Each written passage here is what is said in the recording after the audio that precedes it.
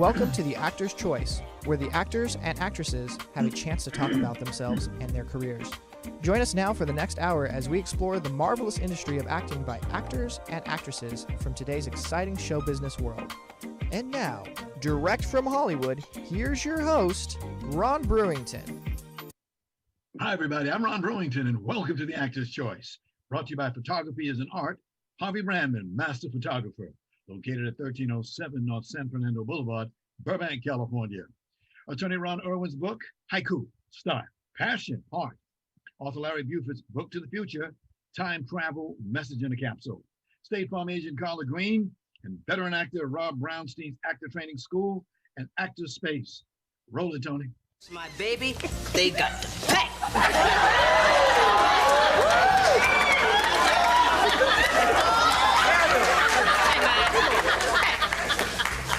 I want to talk to you. What'd you say to my girl? What girl are you talking about? Man, don't give me that. She's crying. Now I'm gonna make you cry.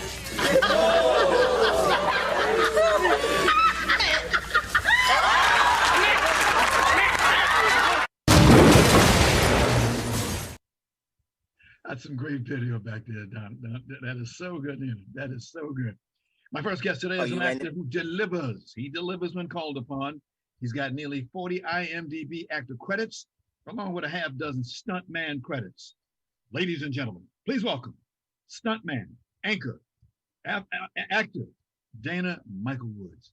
Dana, glad to have you back, my friend. Thanks for having me back. Thanks for having me. Pleasure, man. Pleasure. Thank you. Thank you. You know, that was the scene where this guy was talking about a girl. You'll see when we'll send you a copy of the video. What? Okay. Huh? Say again? I just laughed. I'm sorry. Go on ahead, man. Yeah, when you see him, you jumping up there. I'm gonna tell you right now, we're gonna kick some butt today. Ain't taking no stuff today. What made you get into acting? What was it? Well, it was kind of funny because when I was a kid, I used to memorize commercials. Okay. And it would drive my mom and dad crazy because they were like, you know, you can't, you're not serious about your schoolwork, but you can memorize the commercials word for word. So right. It was something about that. And truly, early 70s, the comedian and actor by the name of Flip Wilson. After I saw his show and was a fan of that, I said, hey, I want to do that. I want to do that. So yeah, it was that. It was that. I had a true desire back then. So anything I could do, you know, to become a better actor, you know, I did. I enrolled myself. Well, actually, there was a neighborhood school where kids would go to learn how to perform. And we did dance. I took ballet. That was interesting. Yeah, I had my black tights. And black ballet shoes, man. I was doing it. I was doing it, man. Kicking some butt. So yeah, I did. So yeah, that's how it started. I see you did a couple of training when you came here to LA from Boston. You did some training down here. Yes, it was the actors school in Boston, Elma Lewis School of Fine Arts, which is no more. It's a church now, but yeah, that's how I got started to get that training, and what I learned then, and still keeps with me today, is have a love for the craft, and you'll never get tired of it, and that's what I did. Right. You do what you have to do. Definitely. Yeah, exactly. Now, still love it. Could you take a moment and talk about your physical size and how you've been able to utilize it when trying to get roles? Did we lose him? I think we did. She's coming back. I'm back. Can you hear me? Back. Kathy's new picture. Yep, I can hear you. Help, Cecil, help. Okay. All right. So you were saying? I was saying, would you please talk about your physical size and how you've been able to utilize it when trying to get roles? Well, it's funny because a good friend of mine who I stayed with when I came to LA, Uh-huh. he was doing stunts. He doubled kids, and he was telling me, man, you should get into this, man. They're looking for a proportionate, little guys who are no more than 4'5". I'm exactly 4'5", and I've weighed 85 pounds for God, for as long as I've known, long as I remember. And that's how I kind of got into it. My good friend, I got to mention him, give a shout to Carlton Lee Russell. Thanks, buddy, for bringing me on my first stunt job. And that's how it really got started. And I found out that there was a market for proportionate guys who were either 4'5" or under to do Right. costume and prosthetic work. Demons, evil monkeys, and just downright heavy gargoyles. You name it, I think I've done it. I've been in that costume. So yeah. So yeah, utilizing my size, man. Utilizing my size. God bless you. God bless you. Brother. Yeah. Yeah, man. Love it. Still love it. Still love it. Haven't had a costume job for a while, but it'll come up. It'll come up. I got hope. Got you. Now, you started as a professional actor back in 1994 with a role in the drama thriller called The Dark Dancer. Remember that? Ooh, that was long ago. Okay. Yeah, it was. That was. That was interesting. Yeah, it was interesting. Yeah, and it actually got renamed like 3 or 4 times. That's why I had to think. Yeah, it got renamed. Yeah, that was a lot of costume and prosthetic stuff. I was some evil character of some sort. Yeah, that was my intro. That was my intro into performing. Yeah, loved it, man. Loved it. Gotcha. Still do. Because in 2004, you did your first stuntman work in the action adventure movie Van Helsing. Uh-oh, we lost her. I'm here. Okay. I tease my students at school. I say, when something goes wrong, just give the old drop check. It works every time. Yeah. Check one. Yes, sir. Okay. We don't see you. We hear you. Well, we don't see you yet, but we hear you. So go ahead and keep talking, please. No, you started to say 2001. 2004. You had your first stunt. Yes. The movie was Van Helsing. Oh yes. Oh man. Love it. Funny how I got that gig. Stuntman said, "Hey man, they're looking for guys to be creatures in this movie called Van Helsing." And I wasn't doing anything. I was actually working at Fitco, now called Fix, and did 1 or 2 days turned in 2 weeks worth of work, and we did our thing, man.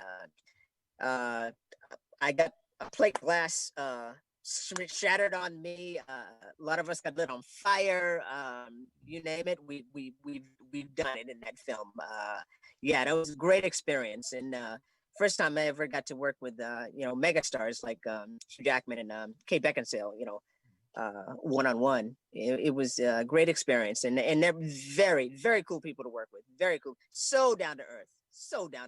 Very professional and so down to earth. It made the experience that much more and better. So yeah, I loved it, man. Loved it. Have you ever worked with Tom Cruise? Never worked with Tom Cruise, man. I've been with some heavy hitters, but never Tom Cruise. Halle Berry, yeah. Movie called Kings. I did some stunt driving in that, and in film. Sweet lady. Again, down to earth. I'd have to say, I've never had a bad like megastar experience. I guess that's a good thing. So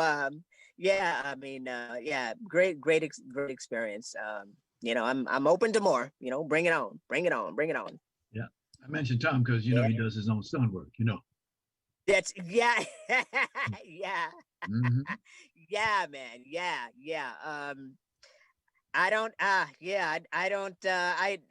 envy his body, man, because he really puts his body through through a process, man. You know, Yeah. he has a stunt guy though. He does have a stunt guy, but you know, Tom just assumes to you know, to do it himself. So hey, man, more power to him, man. Yes, great film.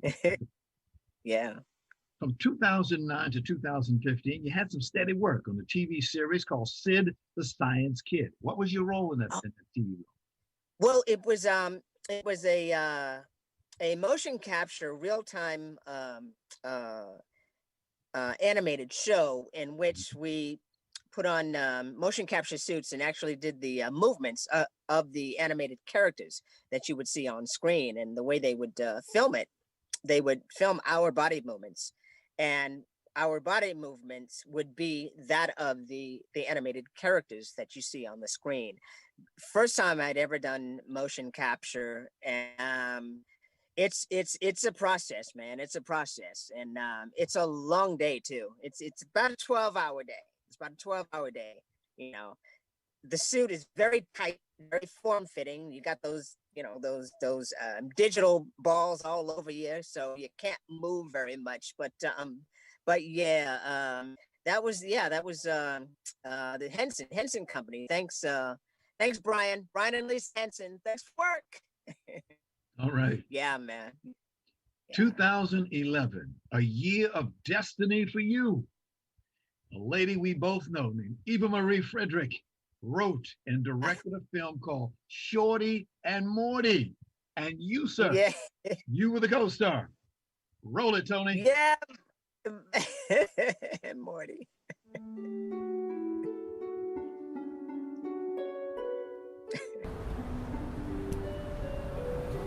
Wasn't that fun? Fun? I'm the coffee girl today. The doctor gave me 3 kidneys. Ew. Stop it! I felt it. You're out of your friggin' mind. Hey. Wow. Wow.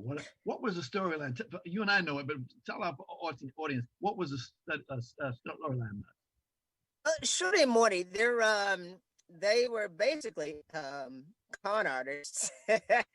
And we would we're also homeless, and we would con our way through life. You know, I would be the little ventriloquist doll to her, you know, to her character. And it was a true it was a friendship that developed into you know, to a relationship. And we were an unlikely couple, and you know, people just didn't understand our association, but we knew, you know, we knew our bond, and that's what it really was about the relationship between Shorty and Morty. And yeah, man, more stories to be written like that. But great experience. Love Eva, man. Love Eva. Want to work with her again. We got a picture of the cast. Can you put that up, Tony?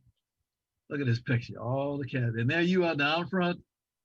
There's Eva Marie. Oh, am I down front? Yeah. Oh, I remember that picture. Yeah. I think that was toward the end of the shoot. So we seemed kind of loopy. Yeah, it was.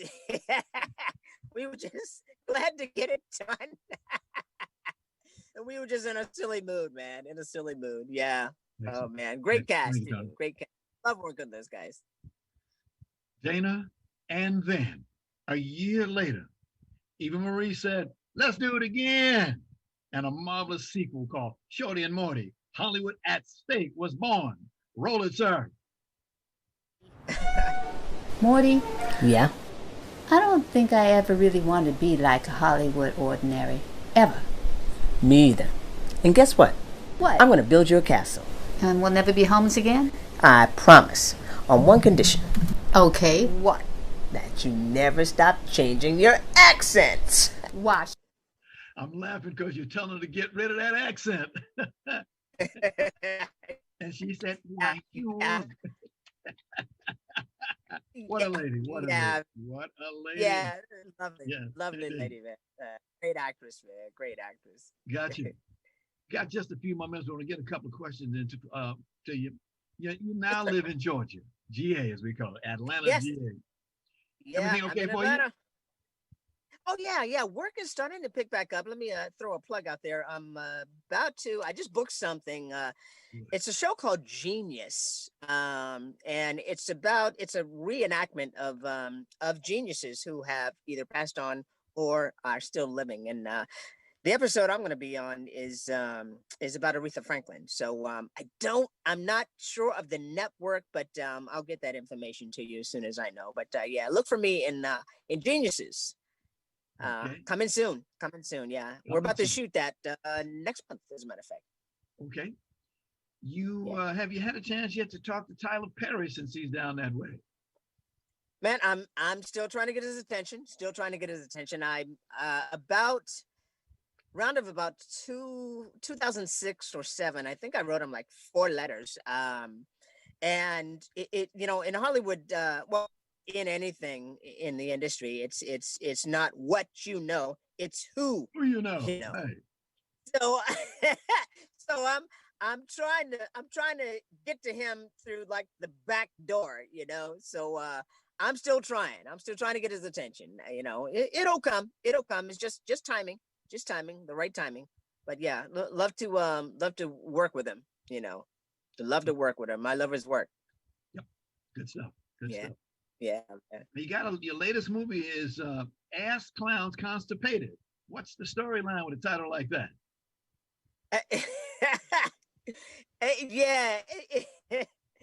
I play a little guy who is kind of like a little badass, and I actually beat up a real big muscular guy. It's total comedy, total slapstick. It's just one of those films that you can go and have a good laugh and enjoy yourself. So when it comes out, please do that. You'll have a good laugh. Okay. I hear it's scheduled for December 25th of this year, if everything stands up. Yeah. That's what they keep saying. Okay. All right. For the benefit of those who don't understand in our audience, looking for work as an actor, you got 40 odd. Please explain to us the process of being known, like you say, getting to know important folks, et cetera, et cetera.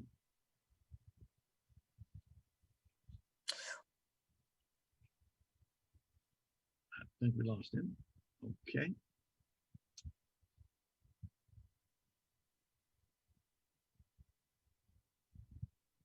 Okay. I'll keep talking. One thing, there we go. Because we hate dead air. Broadcasters hate dead air. Oh, the worst thing can happen to you in broadcasting when you don't hear anything, anybody. Okay. Can you hear? All right. Can you hear me? I hear you slightly. Yes. Okay. We don't see you, but we hear you. Okay, so what I was saying was, it's about relationships and, knowing people, getting to know people, and mentioning to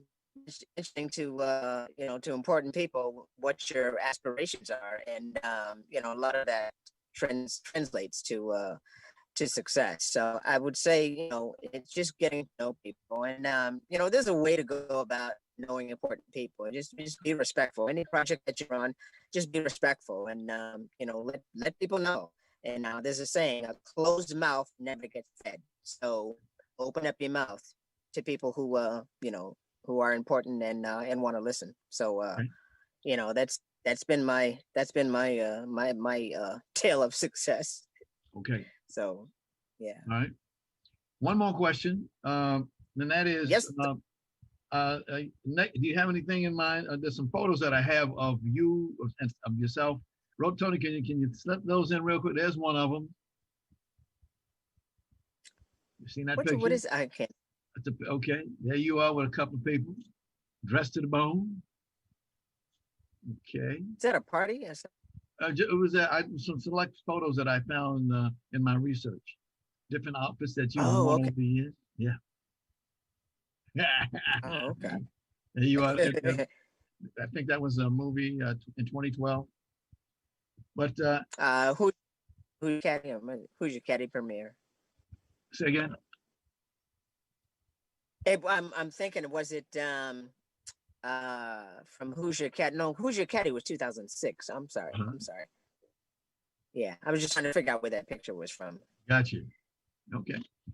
Well, Dana, I'll tell you what, I'm looking at my clock. My clock on the wall says I got to go. The man don't pay no overtime. But I want to thank you very, very much for being thank here. you. Thank you. And really appreciate you coming in today from all the way from Atlanta. Really appreciate that. My pleasure, Ron. My pleasure, man. And just keep on. Have a great one, man.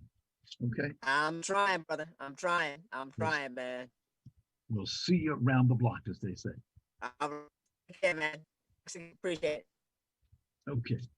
Be good. Yeah. All right. This is the Actor's Choice. I'm your host, Ron Brewington. The studio of Harvey Brandman Photography as an art is proud to offer you a $100 discount off any photo package valued at $300 or more. Now, Harvey's been in the business for nearly a quarter of a century, and he certainly knows how to take care of his customers. So please give him a call today at 818-954-9294. That's 818-954-9294. You'll be glad you did. By the way, please tell Harvey that you heard about his offer right here on the Actor's Choice. Haiku, style, passion, heart. It's the latest release from author and attorney Ron Irwin. Now, the book was inspired by the author's first exposure to haiku well over a half century ago. Well, this experience produced within him a deep passion to experience Asia, which he later did as a U.S. Marine. The book is available in paperback at lulu.com. Now, Irwin says he'll give 20% of the net book sales split evenly between the veterans of foreign wars and Vietnam veterans of America. Book to the Future, Time Travel, Message in a Capsule. It's a new book by fellow author Larry Buford. It's a historical and faith-based account of how what we do and follow today will follow us. It'll affect us tomorrow as well. The author also calls it an adventure for those who want to travel back through time. The book is now available in paperback for only $17.95 from Amazon, so please get your copy today. And now a word from State Farm agent Carla Green. Roll it.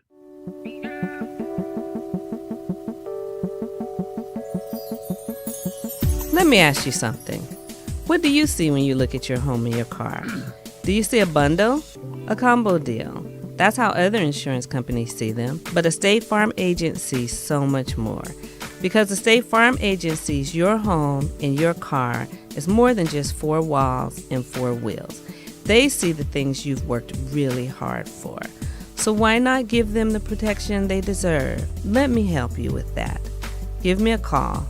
State Farm agent Carla Green, 213-239-9675. I look forward to speaking with you. Okay, Ron. Thank you, Carla. And like a good neighbor, State Farm is there. For more information, call 213-239-9675. That's 213-239-9675. Ladies and gentlemen, to our Actors Choice Tax Squad, we're excited to announce that we're expanding into e-commerce. In 2021, next year, the Actors Choice will launch a new product line, including what you're seeing now, t-shirts, mugs, totes, backpacks, sweatshirts, water bottles, caps, and so much more. As a side note, t-shirts do come in men and women sizes, and not all designs are available in both. Some items have been special ordered, but you will be able to buy all of our merchandise on our website, located at www.theactorschoicela.org, and another source to be announced at a later date. So please stay tuned for more exciting news, and we'll have a holiday surprise for you just for the Tax Squad. To be updated on our product launch and all the happenings within the Actors Choice, go to our websites and sign up for our monthly email. Again, that's www.theactorschoicela.org. And thanks again, ladies and gentlemen, for being loyal to the Tax Squad members. We thank you. Thank you. And finally, if you have a product, a service, that upcoming event that you'd like to see advertised on this program, please call 323-533-1036. That's 323-533-1036. Our prices are very affordable. This is the Actors Choice. I'm your host, Ron Brewington. Roll it, Tony.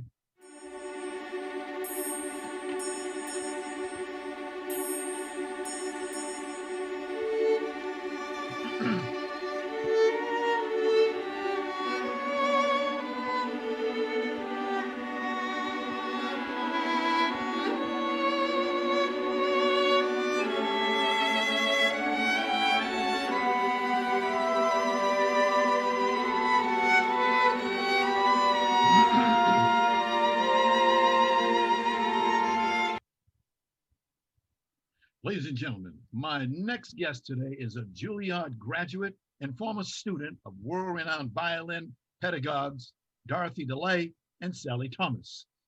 Throughout his career, this gentleman has performed or recorded with a diverse array of artists and has played in recording sessions for TV, film, or video game music.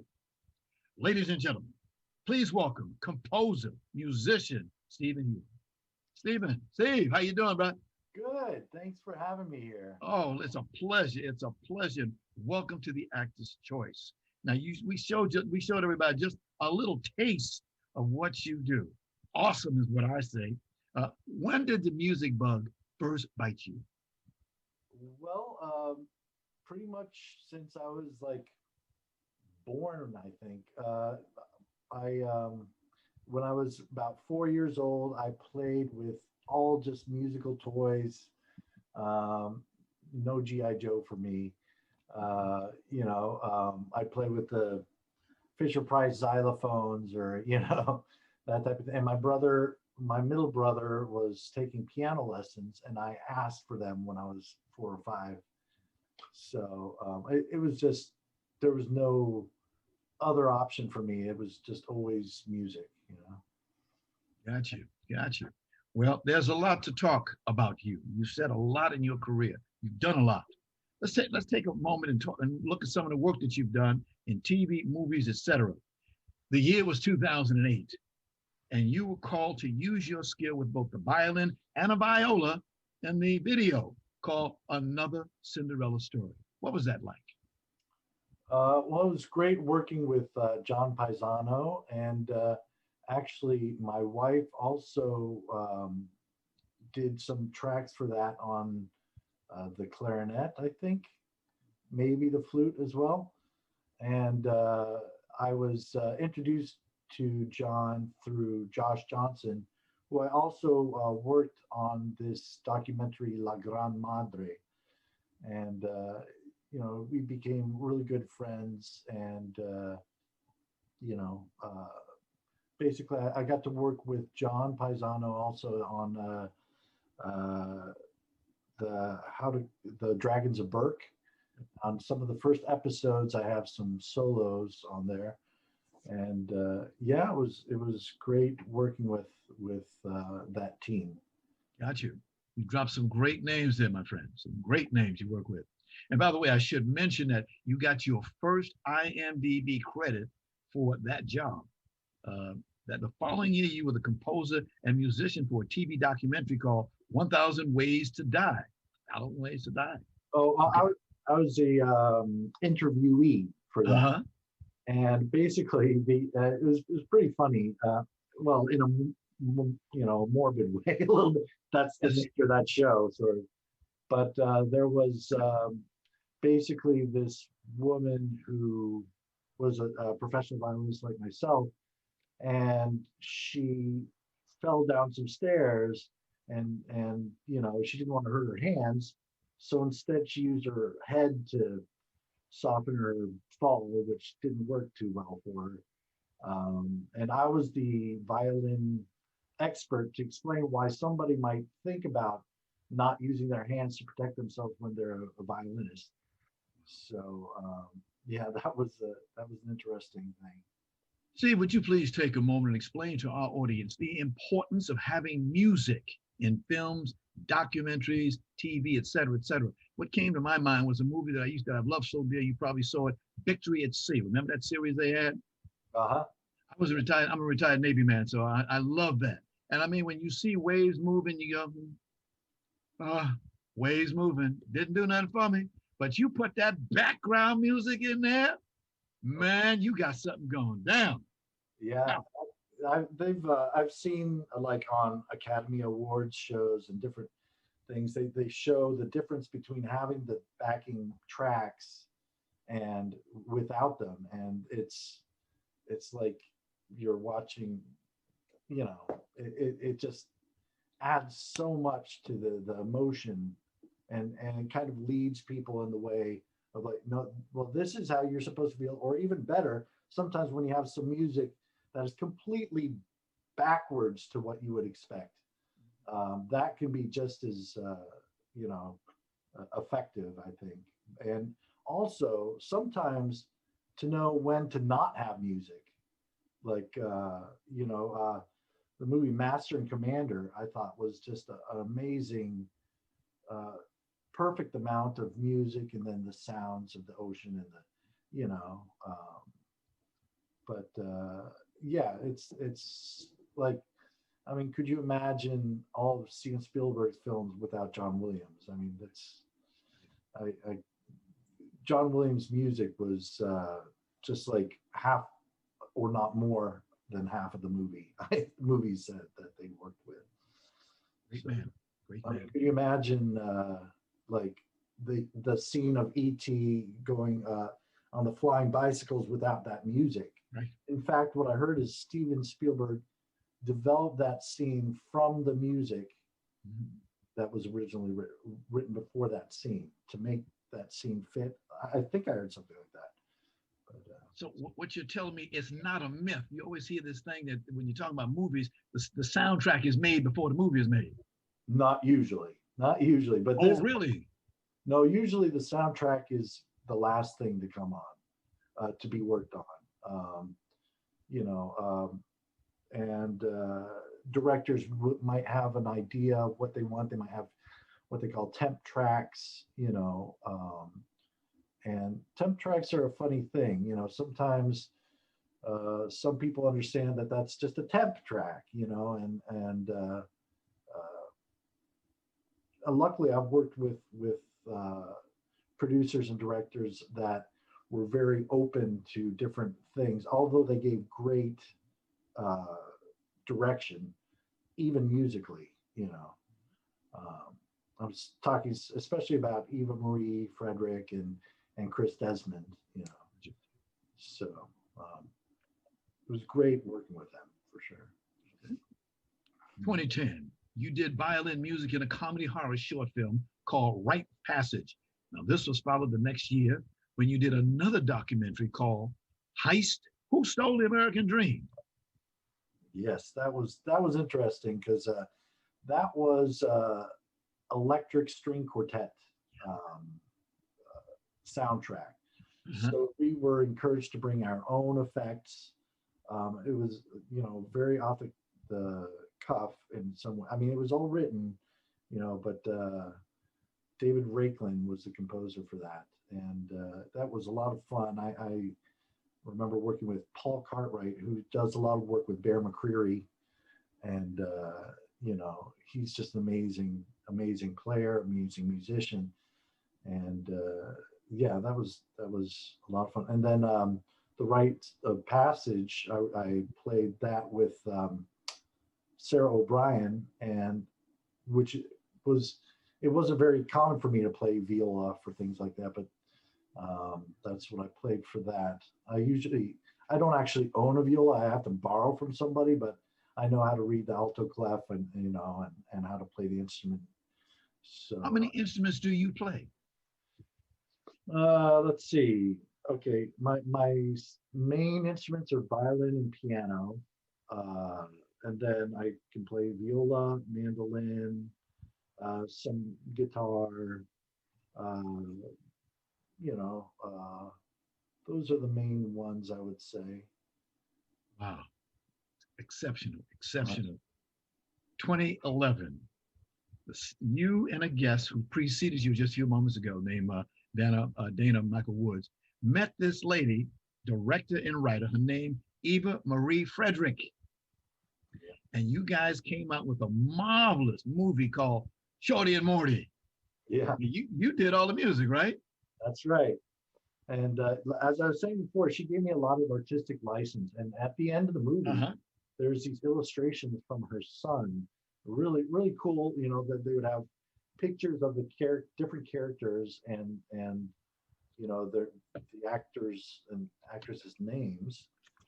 And so during the movie, I kind of had each character as like a Peter and the Wolf type thing. Like this one would always have a flute, this character would always have a trumpet, and played in a certain way.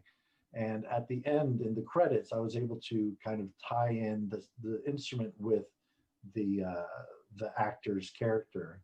Right. So it really, and the nature of the film, like, allowed me to be, you know, a little more musically experimental in the way of, like, you know, typically you don't get to do something that might be harmonically as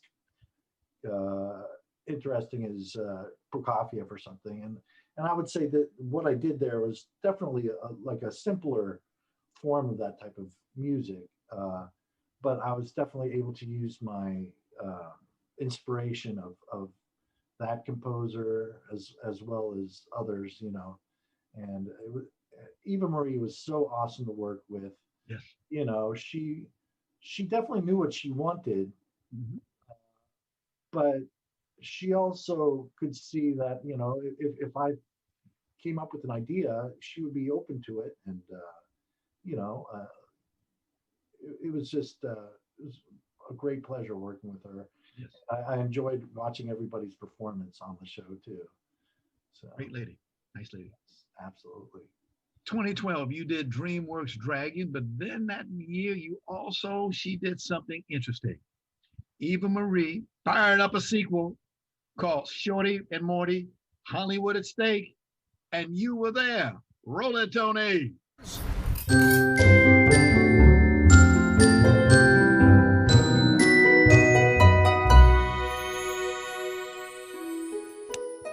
Told you not to hit that store again. But I almost had us a really nice meal.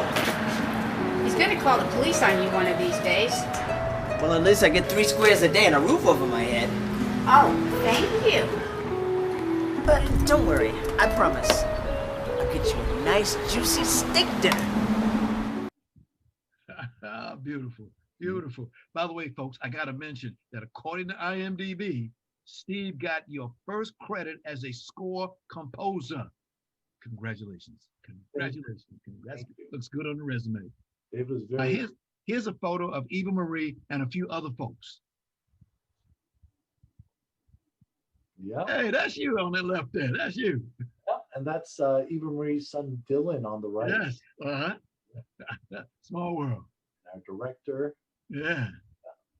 Yeah, a lot of fun. Just a lot of fun. Quick questions. If she ever did a trilogy about Shorty and Morty, would you be available? Totally. We'll pass that on to her. Let her know. Yeah. Let her know that. Steve is ready for action again. Steve, you came here from LA to New York City, from New York City to LA, rather.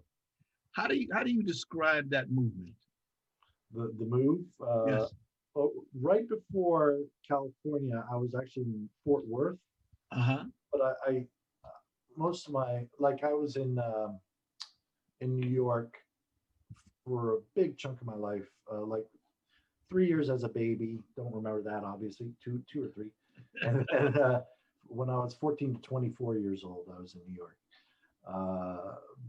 Between that time and LA, I was playing in different symphony orchestras as a full-time member. Let me see if I can. There's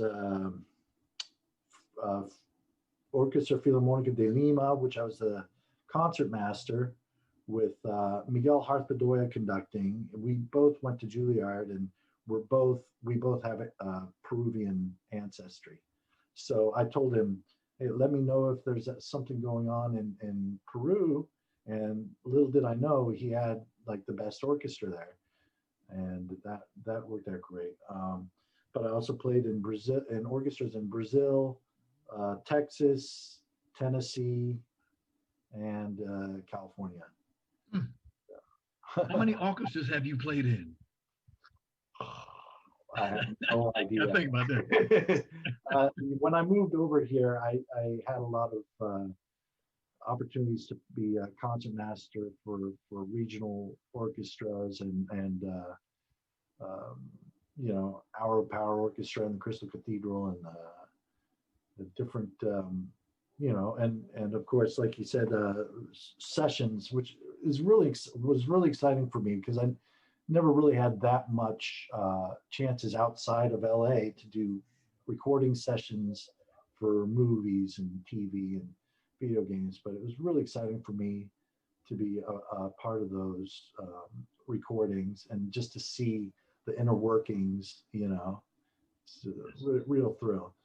The other side of what was exciting for me was also playing with live bands, and there's a group called the Pirates Charles that I play with, and we're it's like pirate rock. We dress up totally in pirate clothes, and we sing about the plight of a pirate, but put it in the context of everyday life. You know, what's the word I'm looking for? You know, everyday life's problems, but in the form of what a pirate would be going through, and they don't like the shticky kind of like parrot, you know, eye patch. It's more like it takes itself more seriously, which makes it in a way fun that way. Yes. It gives it kind of a form, you know. If it was just sticky, there wouldn't be anything. I wouldn't really be into that. But these guys are a lot of fun, really good-hearted people. And we play a lot at Renaissance fairs, pirate fairs, and we've also played like Key Club and House of Blues and things like that. And the great thing about that group is that, you know, I love rock. I love progressive rock. Even though I went to Juilliard, I always loved rock. And this is a project that really allows for putting my influences of like Yes or Emerson, Lake and Palmer or The Who or Led Zeppelin or, you know, and put my own, you know, we did a CD. There's one CD that we did together, Invictus, and I got to write a lot of this, co-write a lot of the songs in there, and add some material that I thought of for years and had nowhere to put it.